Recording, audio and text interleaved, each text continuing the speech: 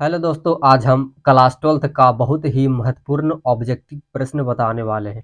तो दोस्तों यहाँ पर हिंदी का चैप्टर 11 है, ठीक ना। हिंदी का चैप्टर 11 है और चैप्टर का नाम जो है हंसते हुए मेरा अकेलापन है, ठीक ना। चैप्टर का क्या नाम है? हंसते हुए मेरा अकेलापन। और इस चैप्टर के राइटर कौन है? मलयज, ठीक ना।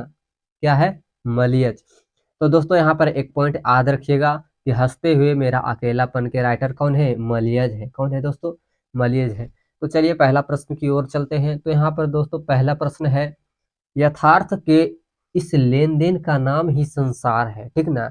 यथार्थ के इस लेन-देन का नाम ही संसार है। यह पंक्ति किसके द्वारा लिखी गई है? यह पंक्ति किसके द्वारा लिखी गई है दोस्तों? तो मलयज के द्वारा, ठीक ना। किसके द्वारा? मलयज के द्वारा। ऑप्शन नंबर बी जो होगा इस प्रश्न का करेक्ट आंसर हो जाएगा, ठीक ना। फिर अगला प्रश्न देखते हैं। तो अगला प्रश्न है मलयज की रचना नहीं है, ठीक ना। अगला प्रश्न क्या है दोस्तों? मलयज की रचना नहीं है। तो हमें इस प्रश्न को बताना है कि मलयज की रचना कौन है। तो ए जो है मलयज की रचना है, बी भी है, सी भी है, डी नहीं है। इसलिए जो इसका जो करेक्ट आंसर हो जाएगा दो का दोस्तों, ऑप्शन नंबर डी हो जाएगा। इनमें से कोई नहीं, ऑप्शन नंबर डी दो का करेक्ट आंसर हो जाएगा, ठीक ना। फिर तीसरा प्रश्न है, हंसते हुए मेरा अकेलापन के लेखक कौन है? हंसते हुए मेरा अकेलापन के लेखक कौन है दोस्तों? मलयज।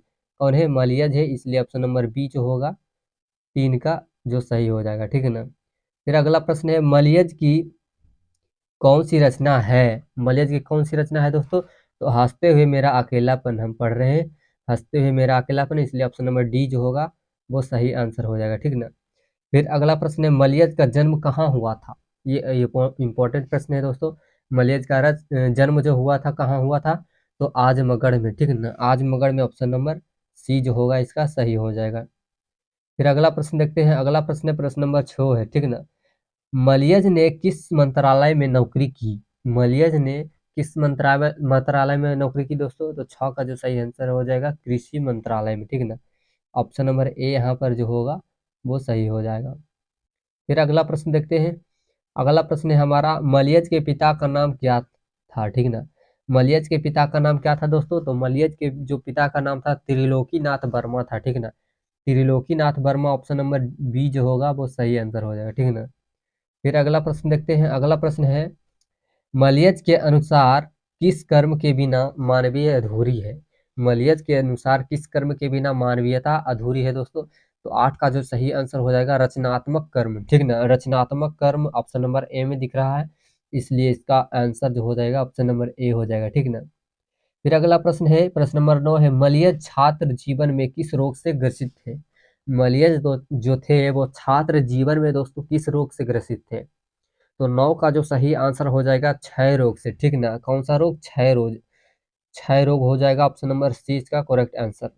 फिर अगला प्रश्न देखते हैं। अगला प्रश्न है, सेब बेचने वाली, ठीक ना, सेब बेचने वाली लड़की की आयु कितनी थी? जो सेब बेचने वाली लड़की थी दोस्तों उसकी आयु कितनी थी?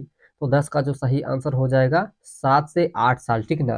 कितने साल? 7 से 8 साल, ऑप्शन नंबर ए में देख रहे हैं, इसलिए इस प्रश्न का ऑप्शन नंबर ए जो होगा वो सही हो जाएगा, ठीक है ना। फिर अगला प्रश्न दिख रहा है, प्रश्न नंबर 11, सूचना केंद्र में लेखक को आकर्षित करने वाला अधेड़ व्यक्ति कौन था? सूचना केंद्र में लेखक को आकर्षित करने वाला अधेड़ व्यक्ति कौन था?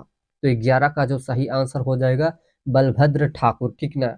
Balabhadra Thakur option number B में दिख रहा है, इसलिए option number B is the correct answer हो जाएगा प्रश्न 11 का, ठीक ना। अब देखते हैं 12 का प्रश्न है, निम्नलिखित में कौन सी मलयज की आलोचना है, ठीक ना। निम्नलिखित में कौन सी मलयज की आलोचना है? तो दोस्तों 12 का जो सही आंसर हो जाएगा ऑप्शन नंबर सी, कविता के से साक्षात्कार, ठीक ना। कविता से साक्षात्कार, ऑप्शन नंबर सी, ठीक ना।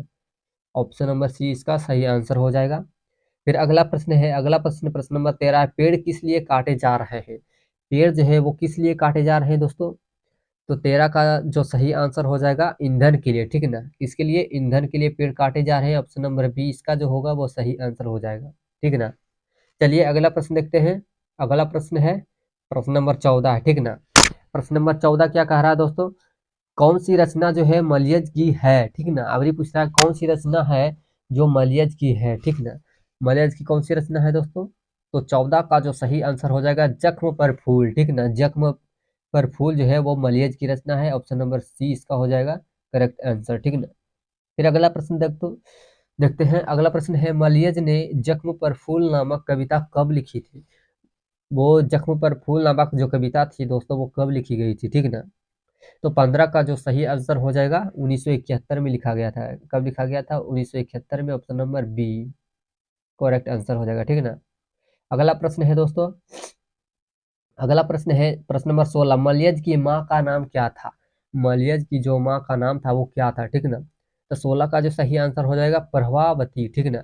Prabhavati, Prabhavati option number A में दिख रहा है, इसलिए ऑप्शन नंबर ए जो होगा वो सही हो जाएगा।